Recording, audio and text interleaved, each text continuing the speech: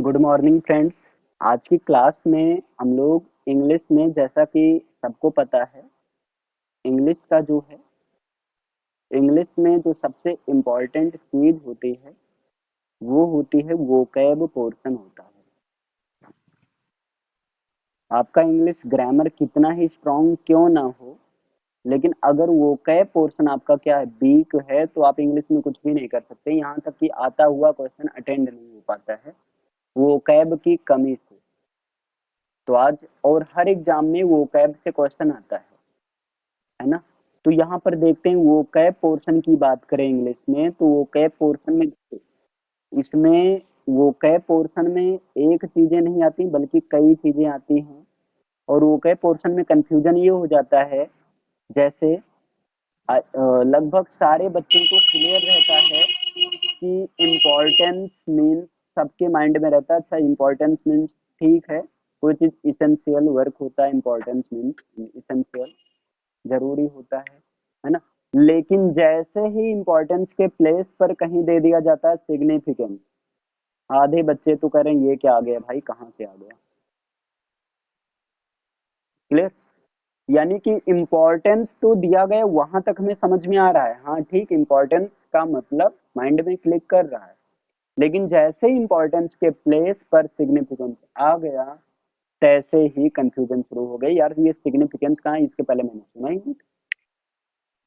ऐसे कई सारे वर्ड हैं, है ना, इस तरह से आ जाता है। तो कहीं ना कहीं तब हमें रियलाइज होता है यार वो कैब की कमी है, जबकि सिग्निफिकेंस का मतलब क्या होता है, ये इंपॉर्टेंस ही होता है। ये दोनों सिमिलर मीनिंग देते हैं। ये सिग्निफिकेंस और इम्पोर्टेंस, ये दोनों सिमिलर मीनिंग देते हैं। और ये जो सिमिलर मीनिंग देते हैं, ऐसे कोई भी वर्ड जो सिमिलर मीनिंग देते हैं, ऐसे वर्ड को कहा जाता है सिनोनिम्स कहा जाता है। और बच्चों का अगर देखा जाए तो सबसे कमजोर पोर्शन रहता है वोकैबलरी, यानी कि वोकैब वाला पोर्शन कमजोर रहता है। बोले तो चलिए देखते हैं इस तरह से वोकैब पोर्शन में कौन कौन सी चीजें आती हैं। जैसे आपने एक तो देखा, एक तो सिमिलर मीनिंग देने वाला रहता है, और गलती बहुत ज्यादा सिमिलर मीनिंग से होती है। जैसे अभी एक एग्जाम्पल की और बात किया जाए, जैसे देखिए, अगर एग्जाम्पल की बात किया जाए, जैसे एक होता है आपका, सबको पता रहता है गिव अप। गिव अप, सबको पता है कि गिव अप का मतलब होता है त्यागना, छोड़ना, ये होता है। लेकिन जैसे ही गिव अप के प्लेस पर आ गया कहीं अबेंडन आ गया, अबेंडन, जो कि लिटरेचर में हमें गिव अप नहीं मिलता है, लिटरेचर में ऐसे ऐसे वर्ड उसका सिनोनिम ही मिलता है। और वही हम कहते हैं यार लिटरेचर वाला पोर्शन बहुत कठिन है। भाई कठिन इसलिए है, हार्ड डिफिकल्ट इसलिए है because vocab portion is weak, क्योंकि वोकैब पोर्शन क्या वीक है। अगर आपको ये पता होगा कि गिव अप और अबेंडन दोनों का सेम मीनिंग होता है, दोनों ही सिमिलर मीनिंग देते हैं, मतलब दोनों का मतलब होता है गिव अप करना या लीव करना, या इसका एक और बात किया जाए तो फॉरसेक भी होता है। फॉरसेक, ये सारे क्या सिमिलर मीनिंग देते हैं, है ना। और इन सब का मतलब होता है लीव, है ना। लीव का मतलब होता है छोड़ना, त्यागना, है ना, कोई चीज गिव अप कर देना।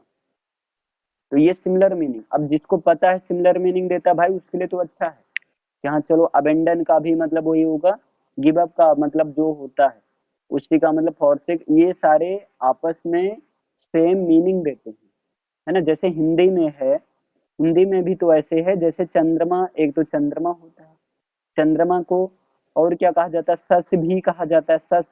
भाई सस मतलब चंद्रमा होता है, ये भी होता है ना। जैसे हिंदी में आपका होता है वैसे इंग्लिश में भी है। तो अगर बात किया जाए वोकैब पोर्शन में, तो वोकैब पोर्शन में हम इनको कह सकते हैं वोकैबलरी, है ना, इनको कहा जा सकता है वोकैबलरी।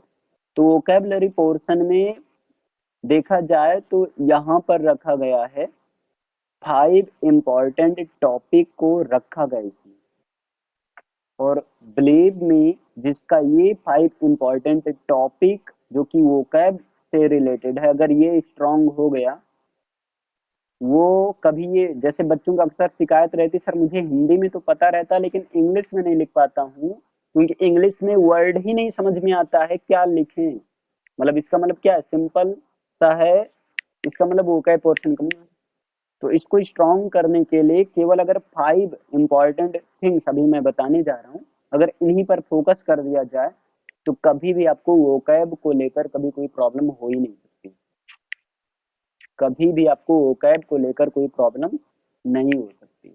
अब आते हैं ये 5 इंपॉर्टेंट टॉपिक कौन से हैं जो कि वोकैब में आपको याद रखना चाहिए। और ये चीज सबसे अच्छी बात तो ये है, ये चीज जितनी ज्यादा आप याद करोगे भूल जाओगे। इसको याद करने का तरीका सबसे अच्छा यही है कि आप जितना ज्यादा यूज करो, याद ना करो। भाई यूज करोगे याद ही करके करोगे, है ना। जितना ज्यादा यूज करेंगे उतना ही ज्यादा ये सेट होता जाएगा। अगर आप जितना ज्यादा आप सोचे नहीं अब मैं पर डे एक दिन में 50 वो कैब याद करूंगा, 10 दिन में हो जाएगा 500 और 1 मंथ में हो जाएगा 1500। तो 1 मंथ के बाद 1500 का 250 खिसक कर आगे आ गए, तो आफ्टर 1 मंथ 5 मीनिंग याद रहेगा, 5 होगा।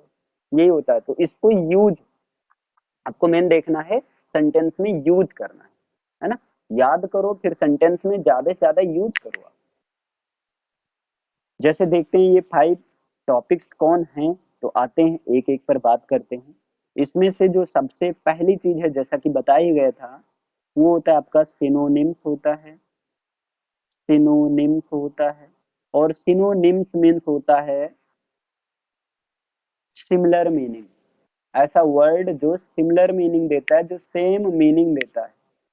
जैसे सबसे पहले एग्जांपल की बात ही किया गया था, अगर बात करें इम्पोर्टेंट, है ना, ये चीज बताया भी गया था। और बात करें सिग्निफिकेंस, तो दोनों का सेम मीनिंग होता है, मतलब दोनों ये क्या है, दोनों ही ये आपका है सिनोनिम्स है, एक दूसरे के सिनोनिम्स हैं क्योंकि दोनों का मीनिंग सेम होता है। ये तो बात हो गया पहला, क्लियर। अब यानी कि फर्स्ट टॉपिक है आपका सिनोनिम्स, जिसको हिंदी में, अगर हिंदी में बात करें तो हिंदी में बोला जाता है पर्यायवाची, है ना। Words that gives same similar meaning is called synonym. तो सिनोनिम्स को हिंदी में बोला जाता है पर्यायवाची। अब दूसरा इसी के अपोजिट में बात कर दिया जाए तो होता है एंटोनिम्स, एंटोनिम्स। और एंटोनिम्स का मतलब होता है जो अपोजिट मीनिंग देते हैं। यहाँ सिनोनिम्स क्या है, जो सिमिलर मीनिंग देते हैं, और एंटोनिम्स क्या है, जो अपोजिट मीनिंग देते हैं। इसको लिखते चलिएगा आप लोग, इससे एक अच्छा रहेगा, या जो स्क्रीनशॉट आप लेकर रख लीजिएगा। एंटोनिम्स, देखिए synonyms means words that gives similar meaning, and antonyms means words that gives opposite meaning, जो अपोजिट मीनिंग देते हैं। वो क्या होते हैं, वो आपके होते हैं, जैसे बात किया जाए अप, क्लियर है ना। तो अप का अपोजिट मीनिंग क्या होगा, डाउन होगा। अप का अपोजिट मीनिंग क्या होगा, डाउन होगा। अप मीन्स ऊपर होता है तो डाउन मीन्स क्या होता है, नीचे होगा। अप मीन्स अगर ऊपर होता है तो डाउन मीन्स क्या होगा, नीचे होगा। दोनों ये क्या होते हैं, अपोजिट मीनिंग देते हैं। तो एंटोनिम्स की अगर हिंदी की बात किया जाए तो हिंदी में इसको बोला जाता है विलोम। हिंदी में इसको क्या बोलते हैं, विलोम बोलते हैं। क्योंकि हर क्लास में हिंदी एक सब्जेक्ट के रूप में रहता है, इसलिए थोड़ा हिंदी से रिलेट कर दे रहे हैं ताकि आप लोग के माइंड में जल्दी से समझ में क्लिक कर जाए, आ जाए सारी चीजें। तो एंटोनिम्स वही हिंदी वाला ही विलोम है, यहाँ पर बस इंग्लिश में आया, वहां हिंदी में विलोम बोला जा रहा है, यहाँ क्या बोला जा रहा है, एंटोनिम। वहां बोला जा रहा था जो उल्टा मीनिंग देता है, यहाँ जो अपोजिट मीनिंग देता है। मतलब वहां सारी लैंग्वेज हिंदी, यहाँ सारी लैंग्वेज इंग्लिश, है ना। एंटोनिम्स वो होता है जो अपोजिट मीनिंग, यानी कि a word that gives opposite meaning is called antonyms, है ना। जैसे अप का एंटोनिम क्या होगा, डाउन होगा। तो ये पहला टॉपिक आपका एंटोनिम्स है, दूसरा टॉपिक है आपका सिनोनिम्स। आप चाहें तो स्क्रीनशॉट इसको लेकर रख सकते हैं, लिख सकते हैं, क्लियर। और आपके दिमाग में हमेशा ये रहेगा कि हमें अगर वोकैब को स्ट्रॉन्ग करना है तो किन किन चीजों पर हमें फोकस करना है। और ये चीज धीरे धीरे फोकस करने से धीरे धीरे ये चीजें आपको, अगर अभी से आप फोकस करना शुरू करते हैं, पर डे दिमाग में रखते हैं, तो धीरे धीरे स्ट्रांग होता है ये। मतलब जस्ट वंस तुरंत स्ट्रांग हो ही नहीं सकता। ये टेंस नहीं है कि एक दिन आप सीखे हमेशा याद रहेगा। ये वोकैब है, नए नए वोकैब बनते रहेंगे, याद करते रहोगे, भूलते रहोगे। जितना ज्यादा सेंटेंस यूज करते रहोगे उतने ज्यादा आपका वोकैब पोर्शन स्ट्रांग होता रहेगा। तो ये था आपका। तो चलिए, अगर आप चाहें तो इसका स्क्रीनशॉट ले सकते हैं, बाकी जो इसका स्क्रीनशॉट ग्रुप में भेज दिया जाएगा। चलिए अब आते हैं हमारे तीसरे टॉपिक की ओर, है ना, और देखते हैं तीसरा टॉपिक क्या है। तो पहला आपने देखा सिनोनिम्स होता है जो सिमिलर मीनिंग होता है, और दूसरा आपने देखा क्या, एंटोनिम्स जो कैसा मीनिंग देता है, बोलो भाई, अपोजिट मीनिंग देता है। ठीक। अब थर्ड की बात किया जाता है, थर्ड की, तो थर्ड होता है होमोफोन्स होता है। अगर थर्ड की बात किया जाए तो थर्ड होता है होमोफोन्स होता है ना। अनुरोध, म्यूट कर लो, म्यूट कर लो, म्यूट कर लो, साउंड आ रही है। हाँ ठीक। चलिए, थर्ड की बात किया जाए तो होमोफोन्स होता है ना। और ये देखते हैं होमोफोन्स क्या होता है। ठीक। तो होमोफोन्स का मतलब वो होता है जो बेटा सिमिलर साउंड देता है। अभी देखिए, अभी तक अगर सिमिलर मीनिंग दे, सिमिलर समान अर्थ दे तब तो है सिनोनिम।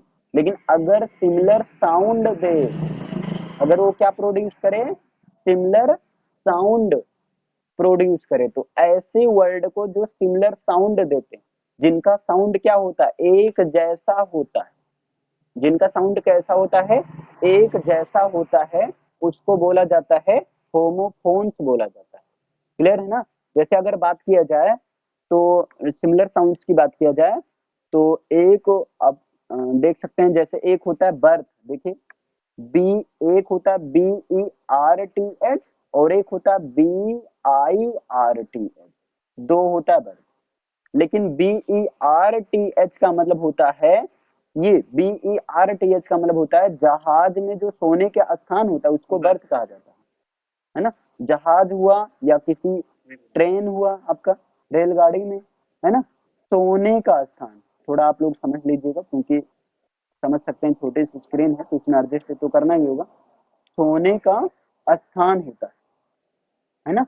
तो बर्थ मीन्स होता है जहाज में सोने का स्थान, या किसी ट्रेन में सोने के स्थान को कहते हैं बर्थ। याद रखिए यहाँ पर ई है, ये आपका ई है ना। लेकिन यहाँ इस बर्थ का मतलब तो पता ही है, इस बर्थ का मतलब क्या होता है, जन्म, है ना। इस बर्थ का मतलब क्या होता है, जन्म होता है। तो ये देखो, ये स्पेलिंग डिफरेंट है लेकिन क्या कर रहा है, ये साउंड सेम दे रहा है। और जब कोई वर्ड जो साउंड सेम देता है तो वो क्या होता है आपका, होमोफोन्स होता है ना। अब जैसे स्कूल में एक बहुत ज्यादा एग्जांपल ये पॉपुलर रहता है भाई, स्कूल के स्टूडेंट के बीच में देखा जाए, अब जो एग्जांपल देने वाले हैं वो बहुत ज्यादा पॉपुलर रहता है। एक होता है बेटा principal, P R I N C I P A L, एक प्रिंसिपल होता है। और एक दूसरा प्रिंसिपल रहता है। हाँ, ये सारे बच्चों को ये पता रहता है, ये पता रहता है, लेकिन उनसे पूछ लो बेटा, उनसे पूछ लो भाई इसको कहते क्या है, सिनोनिम कहते हैं, एंटोनिम कहते हैं, कहते क्या है, ये पता ही नहीं, है ना। दोनों का देखिए साउंड तो सेम है ना, दोनों का प्रोनाउंसिएशन सेम है। लेकिन इसका, इस प्रिंसिपल का मतलब क्या होता है, प्रधानाचार्य, हेड टीचर। इस प्रिंसिपल का मतलब क्या होता है, कोई चीज थ्योरेटिकल हो, मतलब सिद्धांत हो, थ्योरी हो। तो ये दोनों क्या है, ये दोनों आपके हैं होमोफोन्स। होमोफोन्स क्यों है, क्योंकि ये सेम साउंड, सिमिलर साउंड दे रहे हैं। क्लियर, ये चीज आपका हो गया। चलिए, ये तो थर्ड टॉपिक हो गया, आते हैं फोर्थ टॉपिक की ओर। और तो आपका पहला सिनोनिम, सेकंड जो है एंटोनिम, थर्ड जो होमोफोन। अब फोर्थ पर क्या आता है, तो फोर्थ पर आपका आता है वन वर्ड सब्सटीट्यूशन आता है। वन वर्ड सब्सटीट्यूशन आता है जो कि बहुत ज्यादा इंपॉर्टेंट है, और जहां से देखा जाए कुछ कुछ पोर्शन आपका जीएस वाला भी तैयार हो जाता है। वन वर्ड सब्सटीट्यूशन का मतलब क्या हुआ, कई सारे वर्ड हैं, है ना, there are a number of words, there are a lot of words, लेकिन उन सारे वर्ड को हम एक वर्ड में कह दें, उन सारे वर्ड को एक वर्ड में आप क्या कर दो, सब्सटीट्यूट कर दो, प्लेस कर दो। जैसे अगर हम बात करें, वन मतलब एक ऐसा पर्सन, भाई रुको, हाँ, ONE, one, who Yeats, one who Yeats, है ना, मीट, या आप कह सकते हैं फ्लेश, एक ऐसा पर्सन या कोई ऐसा जीव जो मीट या फ्लेश खाता है, मतलब जो खाता है, क्या खाता है, मांस खाता है। अब देखो ये पूरा एक सेंटेंस आप बोल रहे हैं, अब पूरा सेंटेंस ना बोलने से आप इसमें कोई छोटा सा वर्ड सब्स्टिट्यूट कर सकते हो। तो आप ये पूरा सेंटेंस ना बोलकर आप बोल सकते हो कार्निवोरस। कार्निवोरस, है ना, एनिमल्स ही तो केवल मीट खाते हैं, इंसान थोड़े खाता है। इंसान खाता है लेकिन इंसान क्या है, वो ओमनीवोरस है, one who Yeats all thing, जो सब कुछ खाता है वो क्या होता है। तो अब देखिए कार्निवोरस का मतलब, जैसे हिंदी वाले को पता रहता है यार, कार्निवोरस का मतलब होता है मांसाहारी, जो मांस का आहार करते हैं। तो आप इंग्लिश में वन हु ईट्स मीट और फ्लेश, ये चीज ना बोलकर आप सीधा बोल सकते हैं कार्निवोरस। आप किसी से भी कह सकते हैं आर यू कार्निवोर, क्लियर। अब पता लगा वो समझ ही नहीं पा रहा है, कह रहा है yes yes yes I am carnivore, clear. तो कार्निवोरस का मतलब होता है, क्या होता है आपका, ये आपका फोर्थ टॉपिक है ना, मांसाहारी। तो ये होता है, यानी कई सारे वर्ड को आप एक वर्ड में क्या कर दो, सब्स्टिट्यूट कर दो, मतलब एक छोटे से वर्ड में क्या कर दो, उसको एडजस्ट कर दो, क्लियर। ये तो हो गया फोर्थ। अब आते हैं फिफ्थ टॉपिक पर, देखते हैं कौन सा टॉपिक है ना। तो आते हैं, अभी जो है आपको केवल बताया जा रहा है कि वोकैब में पढ़ना क्या है, बाकी इन सबका एक एक पोर्शन प्रैक्टिस पर डे करवा दिया जाएगा, इसके लिए डोंट वरी। अब फिफ्थ की बात किया जाए तो देखिए, यहाँ पर फिफ्थ की बात किया जाए तो वो होता है वोकैब रिलेटेड, एक मिनट, ठीक है, vocab related two parts of speech. सबसे जरूरी चीज ये भी आपका, ये पांचों की पांचों जरूरी चीज, पार्ट्स ऑफ स्पीच बेटा बुक में नहीं मिलेगा, डोंट वरी, यहाँ देखिए, vocab related two parts of speech, ये आपका फिफ्थ है। ये आपका कौन सा टॉपिक है, फिफ्थ, यानी कि पार्ट्स ऑफ स्पीच से रिलेटेड वोकैब। इसमें क्या होता है, जैसे आपका नाउन से रिलेटेड वोकैब आती है। नाउन का मतलब अगर बात किया जाए honesty, HONESTY, honesty means what, ईमानदारी, this is the virtue of honest, honesty means virtue of honest, मतलब ईमानदारी। और ऑनेस्टी, बेटा ऑनेस्टी इज अ नाउन, ये आपका एब्स्ट्रैक्ट नाउन है। कौन सा नाउन है, एब्स्ट्रैक्ट नाउन है। तो इस तरह से नाउन में जैसे ऑनेस्टी हुआ, हार्ड वर्क हुआ, क्लियर। तो आपको इस तरह से नाउन से रिलेटेड होगा आपको देखना। इसी में क्या करो बेटा, वाई को हटा दो, अब ये बन गया ऑनेस्ट, ये हो गया एडजेक्टिव हो गया, ये क्या हो गया आपका, एडजेक्टिव हो गया। तो एडजेक्टिव से रिलेटेड वो कैप, है ना। अब देखिए इसी में अगर नेक्स्ट बात किया जाए, हम कर दें बेटा एब्सोल्युटली, एब्सोल्युटली आदमी बोलते हैं ना, एब्सोल्युटली राइट, क्लियर। अब ये देखिए इसका ये हो गया adverb, this is what adverb, clear. या आप बोल सकते हैं जैसे there, THER, there, this is the adverb of place, ये आपका एडवर्ब हो गया। तो देयर मीन्स क्या होगा, वहां, है ना। तो इस तरह से पार्ट्स ऑफ स्पीच से अब बात किया जाए, नेक्स्ट बात किया जाए तो अब प्रेपोजिशन के सेंस में थोड़ा आ जाए। जैसे क्या होता है बिटवीन, बिटवीन मीन्स इसका यूज करना बेटा इन मिडिल, बीच के लिए करना, लेकिन जब दो लोगों के बीच की बात हो तब, क्लियर। लेकिन अगर यहीं पर आ जाए अमंग, यहीं पर क्या आ जाए अमंग, मीन्स AMONG, तो एमंग मीन्स आल्सो होता है, एमंग मीन्स भी होता है बीच में, लेकिन ये क्या होता है मोर देन टू, जब दो से अधिक लोगों के बीच की बात है तब वहां पर क्या आता है एमंग आता है। तो ये आपका कैसा है, ये वोकैब से related vocab, sorry vocab related parts of speech. तो इन्हीं पांच पर आपको फोकस करना अगर आपको वाकई में अपनी इंग्लिश स्ट्रांग करना है तो। अगर आप ये सोच रहे हैं ग्रामर पढ़कर इंग्लिश स्ट्रांग हो जाएगी तो बेटा भूल जाओ, कभी नहीं, क्योंकि ग्रामर कितना भी आपको आएगा अगर वो कई पोर्शन वीक है तो आप कुछ नहीं कर पाओगे, ना तो अच्छी स्पीकिंग कर पाओगे, स्पिन करते भी फंबलिंग होगी और ना ही अच्छा आप राइटिंग कर पाओगे वोकैब, क्योंकि सारा चीज क्या है, वोकैब समझ लीजिए जैसे मैथ में फार्मूला होता है, फार्मूला के बिना कुछ नहीं कर सकते, वैसे इसमें होता है वोकैब, वोकैब के बगैर वी कांट डू नथिंग, हम कुछ नहीं कर सकते। क्लियर? तो वोकैब पर फोकस करना है, अब इन्हीं पांचों टॉपिक पर डिस्कस किया जाएगा। तो आज के लिए इतना ही, आई होप समझ में आया होगा। चलिए फिर मिलते हैं नेक्स्ट वीडियो में। फिर समझ में आया हो तो चैनल को लाइक शेयर और सब्सक्राइब कीजिए और वीडियो को लाइक कर दीजिए, है ना? चलिए फिर मिलते हैं नेक्स्ट वीडियो में। Okay, thank you.